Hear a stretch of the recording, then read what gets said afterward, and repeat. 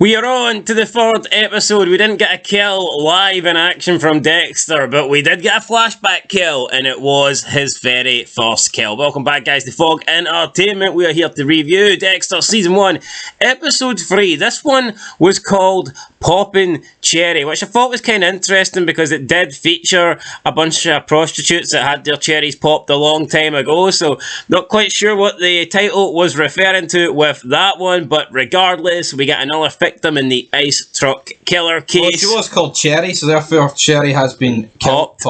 Anyway, speaking of being popped, we start the episode and we're at the funeral of Ricky Simmons, the cop that was killed in the last episode. We've got Dexter there. He doesn't really enjoy funerals. Not that he's upset, he just doesn't give a shit, but he has to pretend. He has to put fake emotion into his face to make it look like he's sad, and he's sitting there for 2 hours and everyone thinks, oh, poor Dexter can't handle this, poor Dexter's taking it bad, but in reality, he's having to fake his way through this funeral. He then puts his sunglasses on, looking only like Dexter can, and yeah, I think the best thing for Dexter to do would probably not go to funerals. That would probably be the best bet. It probably would be, but he has to show his face, but in turn, he doesn't show his face. He puts on a pair of Terminator's glasses and does not greet. No one knows he's greeting, but he could be greeting.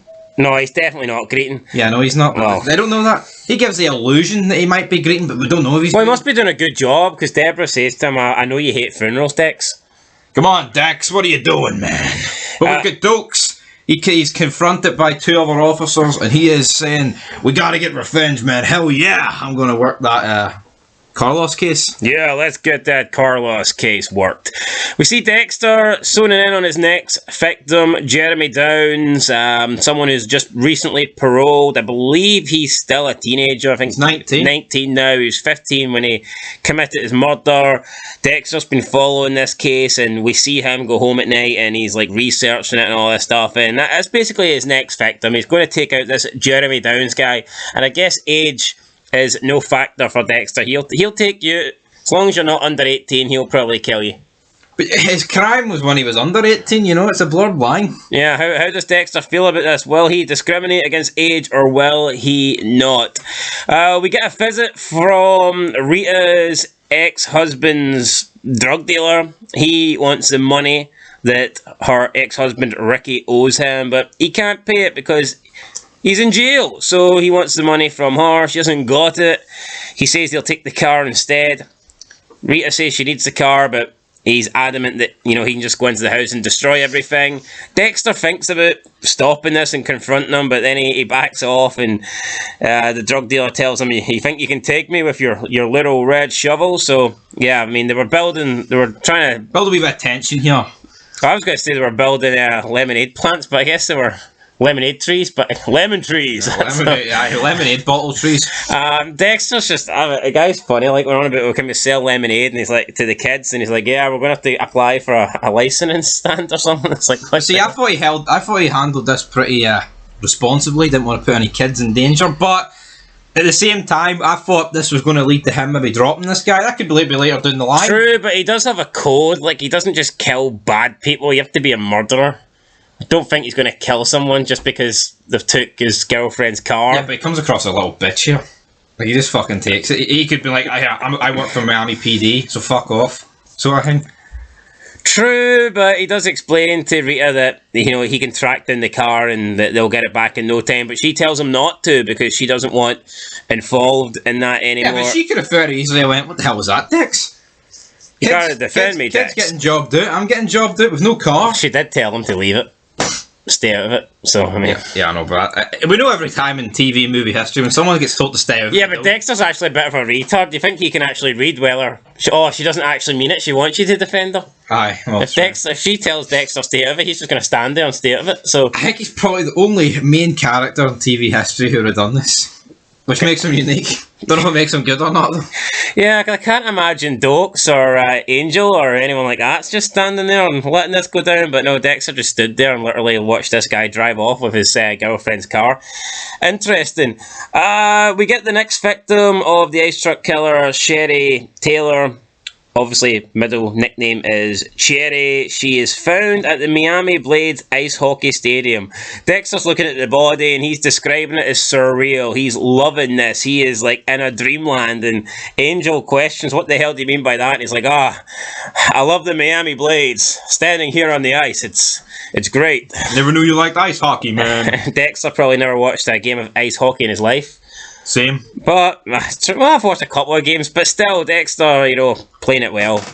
I'm a big ice hockey fan. It's a good job Angel Batista didn't start asking him about all the players. I know, what position does he play? I can name you one hockey position. What's a hockey? Defense, midfield, and... It's no, they've got, like, proper titles. Do they, though? Yes. Defense. No, piss off. No, that's the type of team. It would be similar. It would be similar to like American football, I think. Like your offensive linebacker. Your tight wing. Who is it? Tight wing. Dexter starts talking about fucking quarterbacks. Yeah. But yeah, we see this body. It's all dismembered, but the fingernails are missing. The fingertips are missing. So I think we can conclude. Could the guy be behind us, like wrapping meat parcels in another shoe?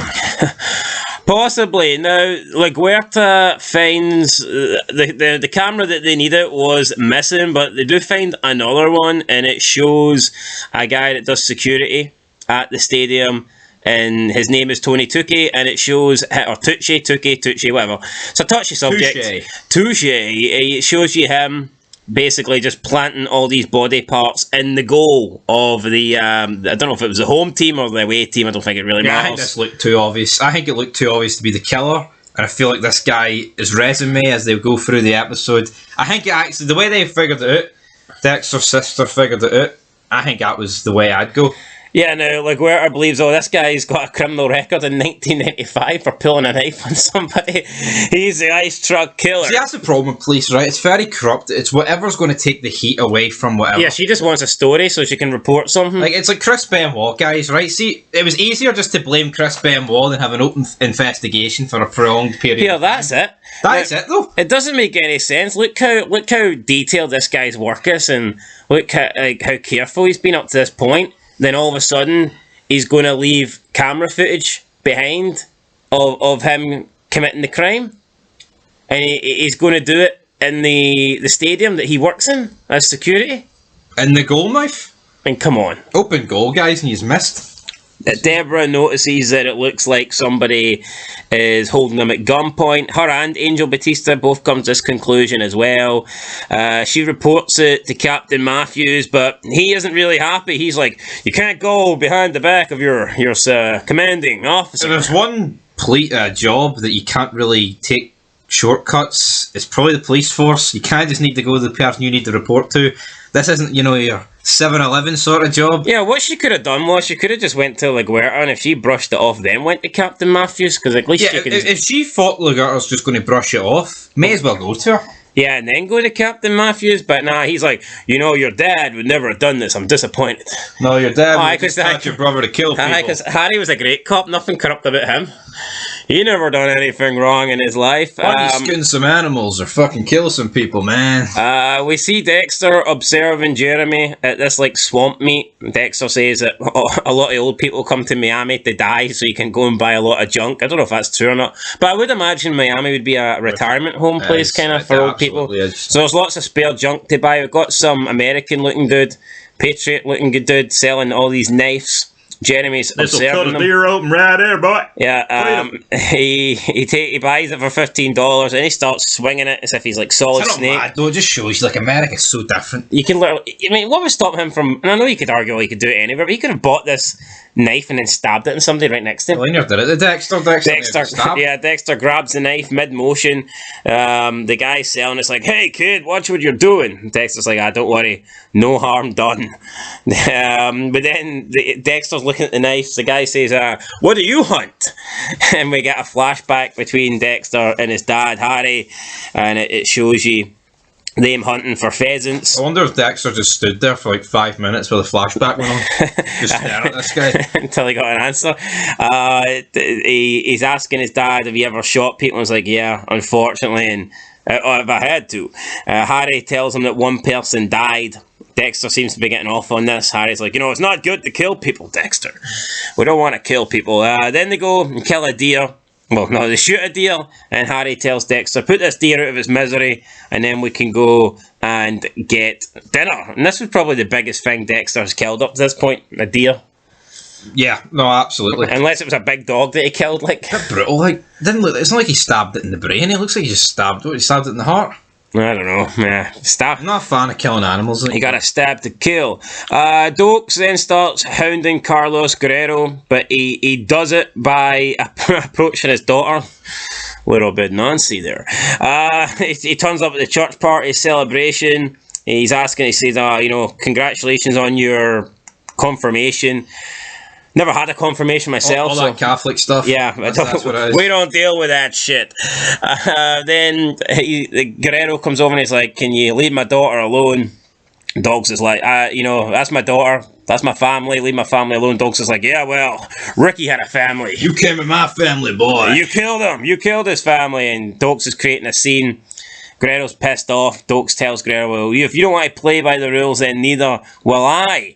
So, Doakes getting himself in a bit of hot water here, creating a scene. Good tactics for Doakes, but I feel like this is just going to result in him getting killed. Well, attempt it, some form of capacity. Yeah, we see Debra returning to the streets where she confronts her former co-workers. What's wrong with being a whore? Yeah, she tries to explain to them that I'm not a whore, I'm not a hooker, I'm a cop. Some of them couldn't give an explanation what was wrong with it, though. Yeah, some of them run away.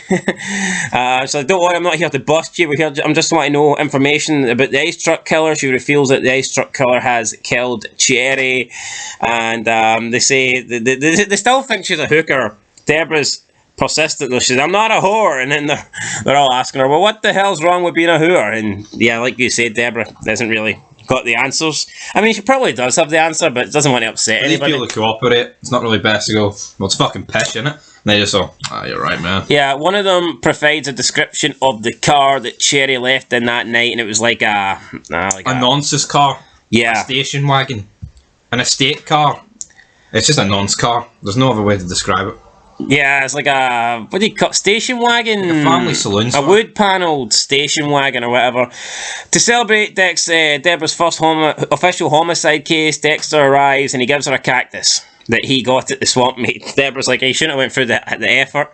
And Dexter's like, no, I didn't. I picked up at the swamp meet. The guy, he can't lie. No. I mean, the guy wouldn't know what a lie is. Well, he kind of does, but he doesn't know when to lie. He doesn't really lie. He kind of like spins the truth. Like he'll say something that's like kind of a version of his truth, but not a lie. If that makes sense. That's what I get for Dexter. Well, she's saying to him, you shouldn't have went through the hassle of getting me a cactus. He went, no, I didn't. I got it at the swamp meet. I was already there. Aye. Yeah, no, I get what you're saying. Most people would have been like, no worries, just get you a wee present. He's kind of like, I didn't even go through any hassle. There was no hassle at all, big man. She tells him about the car, and she says that the Tony Tucci guy doesn't own this car that they're looking for, so she believes that it's definitely not him. Rita's having to get the bus home from work because Dexter let that drug dealer steal her car. Still don't think that was the right thing to do, but... Yeah, like that's what I'm saying. Like, even at this point, it's actually affecting home life. It's not just a case of, they've stole a car, but we've still like another car. Big disaster here for Dexter. I feel like he should have... I felt like this guy was going to be on the chopping table. I did. I feel like he's jobbed out. Who knows? Maybe he'll do something else to get on the chopping table. But this guy's no bad. He's a fucking drug dealer. I'm sure he's killed people. Literally just threatened that this could be your future family. And he's just hoovered the car clean off them. He's just took it on the chin. Yeah, anyway, she can't make it home in time for the visit of the social worker, so Dex has to go there. He does the whole security visit thing. It goes well. He asks the social worker why does she keep coming if things are going good, and she explains, well, we have to do it because that's what happens with domestic abuse cases. It ain't a good look, though, that... Yeah, he's asking that. Yeah, and also the fact Rita's not there. But you're leaving this guy, I mean, how long's it documented these two have been going out? Surely that can't look good. Like, I get it, some people work at the end of the day, but she's running late and this guy's asking weird questions like this is the only guy there, damn it. Well, hold on, she's been going out with him for a while and he works with homicide, like, I mean, you'd assume on face front that he's a good guy, dependable guy. They've been going out for over 6 months. Alright, but Rita's missing for this wee visit. She works? Yeah, but you'd think they would accommodate Rita. That's not how they work. Is it not? I don't think so. Also, the actress here plays Jill in the Saw franchise, I noticed. Does she? Yeah. I didn't notice that. I noticed that. But anyway, Rita arrives late, and that's a fun fact. Fun fact that they follow up the visit. Then that's weird. She has a visit with Dexter. Thinks she's done. She's leaving. It's like, fuck. Has to run back in. But it's flashback time. We see Harry, Dirty Harry, Captain Harry, Cop Harry, old-looking John Cena lookalike Harry. He's in his deathbed, and we've got young Dexter, who also looks a bit like John Cena. I don't know what it is. It's almost as if someone put a face filter on. I'm not even joking. No, you can't see me. Dexter doesn't look like Cena in present, but in the flashbacks he does. I don't know. It is very strange. But we see Harry. He's looking very weak. The nurse is like feeding him, injecting him with, here's your medicine, here's your medicine, here's your medicine. Harry then tells Dexter that, she's killing him. Dexter then realizes this. Harry's like, you got to do something. The nurse comes in, tries to give Harry more morphine, and he's like, no, he doesn't want it. And she doesn't react well to this. And she's like, well, I'm going to have to report this to the doctor. The doctor's not going to be happy. But it might be the last thing she does, because Harry tells Dexter, look, your time is here, your time is now. Her time is up, you can't see me. You got to do this. If you want to... I put my little chloroform head up. If you want to save me, then you've got to take her out. So how pish is that? I mean, big cop Harry, and here he is in his deathbed. Stop her. Asking like 16-year-old. So here's the actual conversation is Harry says, stop her. Dexter, what do you mean stop her? Harry, it's time, before she hurts anyone else. Then Dexter nods. So that's it. But before Dexter can take her out, we're back to the present time. Dexter is following Jeremy, who's luring his friend into like these swamp-like area, local swamp. He's going to show him an alligator, and it's I don't get this right. See, if you live in Miami and you live here, sure you've seen an alligator before. And why the fuck would you be going into a swamp to look for one? Just seems too dangerous. Just doesn't seem worth it.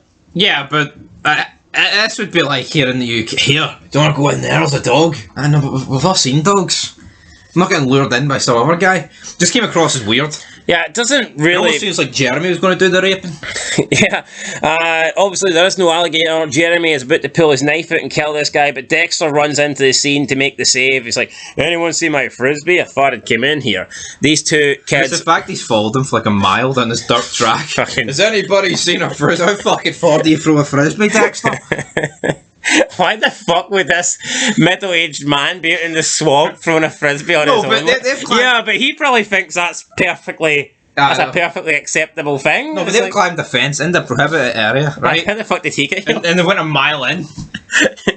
And Dexter's just random. Who's he playing frisbees with? The fucking alligators? The two run off, and then Dexter's trying to get his way out here. He's heading back, and he gets scared by an alligator, a bit of a jump scare. Then he runs into a tree branch and hits himself off it. Then he starts punching the tree branch. He falls on the ground. He's covered in mud, and he's cursing himself because he's thinking, I shouldn't be doing this. It's not my job to save people. Fucking frisbee. My job's to take the bad people out. Of course, then we go to another flashback, and we see the nurse that is basically killing his dad. She gets home. She's looking for her cat. She's called him a really weird name that I cannot remember. Something like Mr. Tinkers or something. Mr. Twinkler. Twinkler. She thinks that he is stuck behind the couch, but in reality, he's stuck in the kill room with Dexter. She walks in. There is wrap everywhere, bubble everywhere, plastic everywhere. Not a very good cat. It's not a good cat. What's he meowing? Dexter's sitting there, prepping up a house, and it's just sitting there. Dexter attacks her from behind and has a struggle before he can dose her with whatever drug it is he uses to make people pass out. He acknowledges in his Dexter speak that things were like this back in the day. It was difficult. A sloppy OG. I mean, it is his first time doing this, and he is younger, so he's not going to have as much strength. I would imagine the more you kill people, then it probably just becomes easy. You would think he would come up with a tranquilizer gun, rather than actually having to get in a physical altercation. But he gets the job done. He gets her in the usual position, naked and tied to a table with plastic wrapped around her. What's the naked thing all about? It's a better visual, but Like, stripping everyone down just seems a bit unnecessary, you know what I mean? It does, like, doesn't it? But, you know, that is what he does, and then she says he wants the truth. She's like, I stopped those people. I relieved those people of their pain. It's like a Harry Potter book of victims. And Dexter's looking through our kills, and then Dexter's like, yeah, well, now I'm going to relieve you of your pain. And he kills her with a knife, pretty bloody kill, and we get a lot of blood splattering on him, so I'm sure I mean, he likes to mix it up, though. He always uses different tools and weapons, so fair play to him. And the cat, Mr. Tinkler, just sits there and watches Licks his paws. I mean, that's the thing. I imagine most dogs would at least try and save their owner here. Yeah. Well, the dog would not just watch.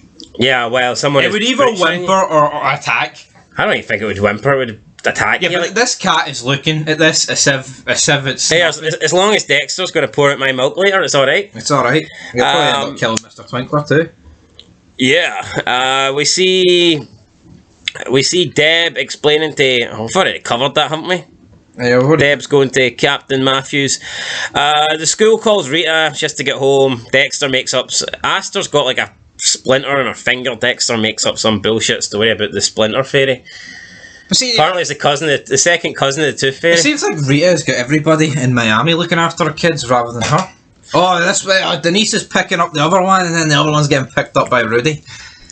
Yeah, we see Debra walking around the area where the prostitutes are. She spots a wood panel station wagon. She approaches it thinking it might be the ice truck killers, but it's just two random old black people inside it. So, yeah. Bit weird. But it was a bit weirdly a scene. Bit dark, couldn't really see much. Doakes then takes up Detective McManara on his offer for some drinks. They're in the car, but they pull up outside Guerrero's top lieutenant's house. Doakes is like, what the hell is this? And they hand them like clown masks, and they're like, we're not going to take this. We're going to go and get revenge for a cop. Doakes is like, yeah, no, this ain't the right way to do it. We can't do this. Then Doakes turns around and says, nah, look, I can't do this. He said, I just confronted him. They're going to know it was me.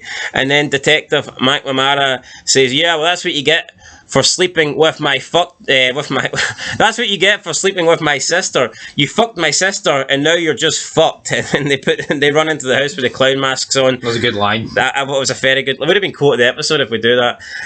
They go into the house, they start beating up Guerrero's top lieutenant, and then Doakes just runs down the street. He drops the mask and starts bolting down the middle of the street. He may as well just join in at that point. I know he gives him that, but he's there running down the street for the crime scene with no mask on. I mean, the only thing is, the three guys that were in him are white. At least Doakes is black, so if you can see any black skin, you'd be like, well, it wasn't him. Yeah, but at the end of the day, he's done. Yeah, Doakes. But it's going to look suspicious, and it's going to look like it was Doakes. Dexter then sneaks up into some sort of, house, arcade. I don't know what it was, I think it was like a youth hostel this guy must live. A youth hostel. He approaches Jeremy from behind. He's going to kill him. Dexter's got his knife out. Jeremy then asks Dexter, are you going to rape me? Because the last guy that did it, I killed him. Then Dexter all of a sudden is like, he relents on killing Jeremy because he realizes that Jeremy killed that guy. Not in self-defense, but kind of like a revenge. Kind of like taking out the garbage, and it's almost like Dexter can respect that because, I mean, let's be honest, Dexter takes out garbage too. So with the kid earlier, man. Yeah, so Dexter's like, look, I really don't want to cancel my credit cards, and I hate waiting in the line in the DMV, so give me back my wallet, or I'll break your fucking neck, because earlier Jeremy stole his wallet from his car. He gets his backpack back, then Jeremy asks Dexter when he's leaving, is that it? And Dexter's like, unless there's anything else you want, do you want raped? Do you have my frisbee, you little bastard? Where is it?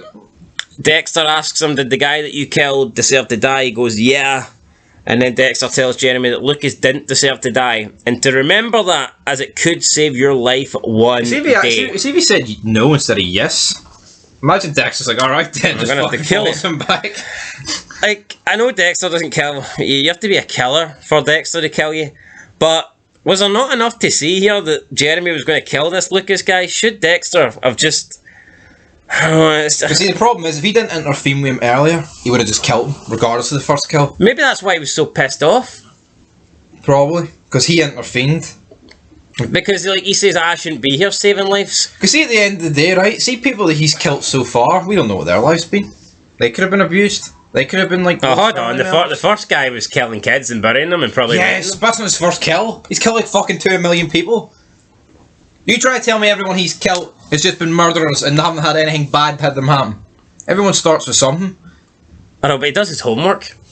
Oh, well, he didn't do his homework. Well, he found out. He didn't get it marked. Well, true. I mean, I know, but there's not a good enough reason for killing people a lot of the time. Like, well, I think the guy who stole Rita's car deserves to die more than this kid. Really?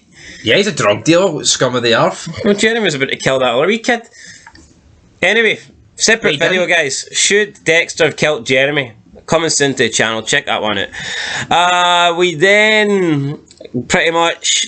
I mean, that's pretty much the end of the episode. We go back to Dexter. He's got a new car. It's not really a family-friendly car. He arrives at Rita's home. It's like a Eddie Guerrero lowrider essay. A lie, a cheat, a kill. A lie, a cheat, a kill. Picking up John Cena. Yeah, he's collected it from the police impound, and the kids jump in, and that's pretty much it. So yeah, there you go, guys. That is it for episode 3, Poppin' Cherry. Like I said, no actual kills from Dexter in this episode, apart from the flashback. But so when he doesn't kill people, he tries to kill people. But I'm sure he'll make up for it in the next couple of episodes. He needs to get those numbers up. Those are rookie numbers, Dexter. Ah, yes, I agree. I'm going to give this episode a 6 out of 10. I'm going to get a 7. I thought it was better than last week's. I think it was the same. Last week's what? 18 years ago? 18 years ago. So, yeah, that's it. What's going to happen to Doakes? Is Doakes screwed? Nah, I mean, Doakes is there. He's a few more surprise motherfuckers than him. He might be. So, yeah, like, I think you did say there was some special... There was some other people that were in this show in previous shows. Denise Crosby played another Wicked Mary in the... I don't know who that is. But someone in this was in The Walking Dead, so there you go. The social worker played Jill in Saw. She also played Tina Gray in A Nightmare on Elm Street. But that's it, guys. There you go. We'll catch you in the next one. 6.5 out of 10. Let us know your thoughts down below. We'll see you for episode 4. And until then, until next time, peace.